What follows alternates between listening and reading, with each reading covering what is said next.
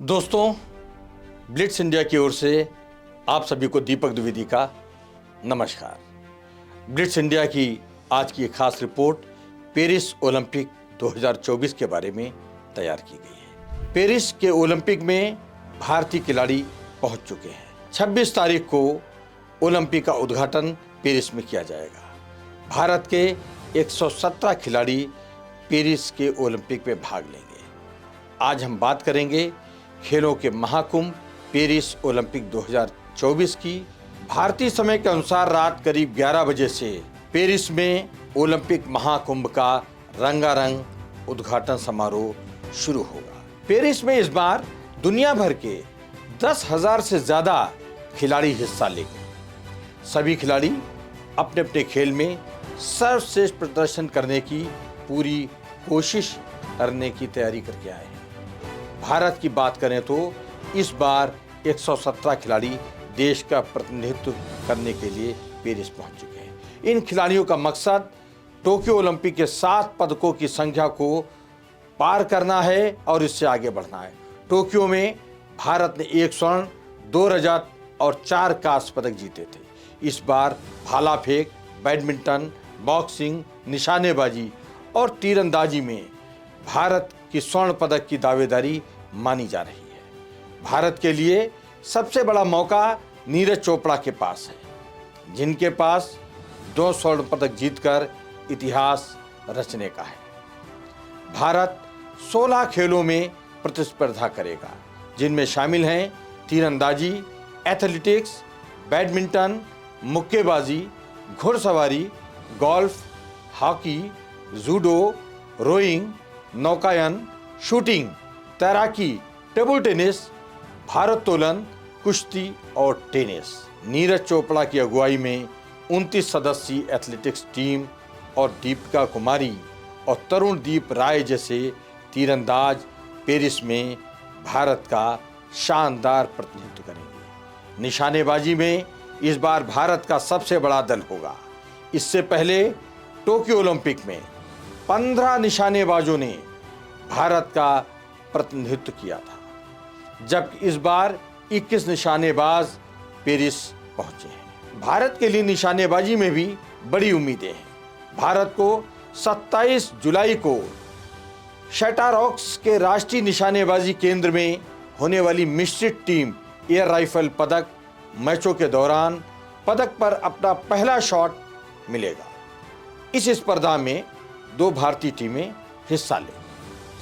मीराबाई चानू, लवलीना बोरगोहेन और निकहत जरीन भी पदकों की प्रबल दावेदार है। बैडमिंटन में पीवी सिंधु पदकों की हैट्रिक लगाने का लक्ष्य अपने पास रखे हुए हैं। बैडमिंटन में भारत के पास पीवी सिंधु, सात्विक साईराज, रंकी रेड्डी और चिराग शेट्टी की जोड़ी, लक्ष्य सेन, एच.एस. प्रणय जैसे स्टार खिलाड़ी हैं। अब बात करते हैं पेरिस ओलंपिक में भारत के संभावित पदक विजेताओं की। सबसे पहले हम बात करते हैं भाला फेंक खिलाड़ी नीरज चोपड़ा की। नीरज चोपड़ा, जिनके पास 2 स्वर्ण पदक जीतने का एक बहुत शानदार मौका है। नीरज चोपड़ा ने टोक्यो में स्वर्ण पदक जीता था और इस बार भी उनसे काफ़ी उम्मीदें हैं। बैडमिंटन में पीवी संधू का भी नाम प्रमुख है। पीवी संधू ने टोक्यो को ओलंपिक में कांस्य पदक जीता था और इस बार उनका लक्ष्य स्वर्ण पदक है। पीवी संधू ने कहा है कि वे अपने पदक का रंग बदलने की कोशिश जोरदार तरीके से करेंगे। मुक्केबाजी में लवलीना बोरगोहेन और निकहत जरीन भारत की प्रमुख पदक दावेदार हैं। इन्होंने बड़ी तैयारियां की हैं। लवलीना ने टोक्यो में कांस्य पदक जीता था और इस बार उनका लक्ष्य स्वर्ण पदक जीतने का है। इसके लिए वो पूरी कोशिश कर रही है। निकहत जरीन 2 बार की विश्व चैंपियन रह चुकी हैं और उनका भी ओलंपिक में पदक जीतने का पूरा पक्का इरादा है। भारत के पास तीरंदाजी में भी कई प्रतिभाशाली खिलाड़ी हैं। भारत को पेरिस में अपने पहले तीरंदाजी के पदक का इंतजार खत्म होने की उम्मीद है। तीरंदाजी में दीपिका कुमारी और तरुणदीप राय जैसे स्टार खिलाड़ी भारत का प्रतिनिधित्व करेंगे। आपकी जानकारी के लिए ज़रूरी है कि प्रधानमंत्री नरेंद्र मोदी जी ने पेरिस ओलंपिक में भाग लेने वाले खिलाड़ियों से पेरिस जाने से पहले उनसे मुलाकात करके उनका मनोबल बढ़ाया, उनका हौसला बढ़ाया और उन्हें ज़्यादा से ज़्यादा पदक जीतने के लिए अपनी हार्दिक शुभकामनाएं दी। दोस्तों, भारतीय खेल इतिहास में सबसे महत्वपूर्ण क्षण वो है जब बीसीसीआई के सचिव श्री जयशाह ने भारतीय ओलंपिक एसोसिएशन को ओलंपिक की तैयारियों के लिए 8 करोड़ 50 लाख रुपए दिए। ये अपने आप में एक बहुत बड़ा एक एग्जाम्पलरी मॉडल है, उदाहरण का विषय है, जबकि बीसीसीआई ने पूरे खेलों को, सर्वत्र खेलों को बढ़ाने के लिए एक इस तरीके की नज़ीर पेशी की है। इसका सर्वत्र स्वागत किया जाना चाहिए। इसी तरीके के प्रयास राज्य के खेल संगठनों द्वारा किए जाने चाहिए और हमारे कॉरपोरेट सेक्टर से किए जाने चाहिए। ये सिर्फ पैसा ही नहीं, खिलाड़ियों के मनोबल को बढ़ाने के लिए, हौसला को बढ़ाने के लिए एक बहुत बड़ा कैटालिटिक एफर्ट्स है, बहुत बड़ा एक ये वातावरण तैयार करता है और उनके मनोबल को बढ़ाता है। दोस्तों, अब हम आपको बताते हैं कि अमेरिका ओलंपिक में सबसे ज़्यादा पदक क्यों जीते जाते हैं, उसका कारण क्या है।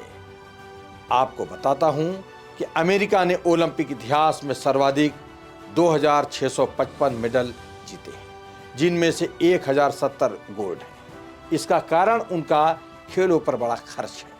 अमेरिका में इस बार के ओलंपिक साइकिल में 6708 करोड़ रुपए खर्च किए गए, जबकि वहीं भारत ने पेरिस 2024 की तैयारियों में 470 करोड़ रुपए खर्च किए। अमेरिका का सिर्फ बीते एक साल का ओलंपिक खर्च भी भारत के कुल खर्च से 4 गुना ज़्यादा है। भारत की जीडीपी का 0.01% भी खेलों पर खर्च नहीं होता है, जबकि पश्चिम के कई देश खेलों पर 0.2% से 0.6% तक खर्च करते हैं। भारत में टॉप्स स्कीम में करीब 300 खिलाड़ी हैं। इन पर सरकार training kit, injury management, diet आदि पर खर्च करती है। अमेरिका में खिलाड़ियों को इन खर्चों के अतिरिक्त स्टाइपेंड भी दिया जाता है। 2023 में अमेरिका के ओलंपिक एसोसिएशन ने 1509 खिलाड़ियों को लगभग 142 करोड़ का स्टाइपेंड दिया। भारत ने ओलंपिक के इतिहास में अब तक कुल मिलाकर 35 पदक अपने नाम किए हैं, जिनमें से 10 स्वर्ण पदक हैं। 2020 के ओलंपिक जो 2021 में हुए थे, उसमें भारत ने कुल मिलाकर 7 पदक जीते थे, जो ओलंपिक के इतिहास में उसका सर्वश्रेष्ठ प्रदर्शन था। दोस्तों, इस बार पदकों की संख्या अब दहाई के आंकड़ों को छूने के कगार पर है। करोड़ों भारतीयों की उम्मीदें इन एथलीटों से लगी हुई हैं। देखना होगा कि 11 अगस्त तक भारत कितने पदक अपने नाम करने में कामयाब होता है। सारे देशवासियों की शुभकामनाएं हमारे खिलाड़ियों के साथ हैं। ये थी पेरिस ओलंपिक 2024 के बारे में आपकी जानकारी के लिए कुछ महत्वपूर्ण जानकारी। लेकिन सबसे महत्वपूर्ण विषय ये भी है कि देश के प्रधानमंत्री ने ओलंपिक जाने वाले भारतीय खिलाड़ियों का हौसला बढ़ाया।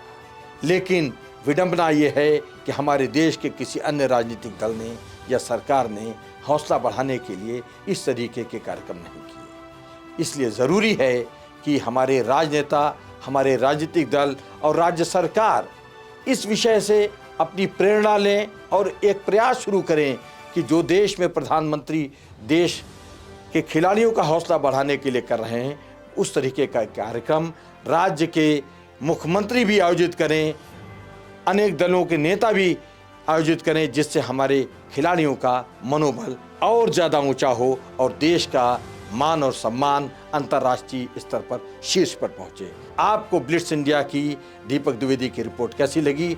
आप अपनी राय हमको कमेंट बॉक्स में ज़रूर दें, हम उसका इंतजार करेंगे। धन्यवाद। जय हिंद। नमस्कार।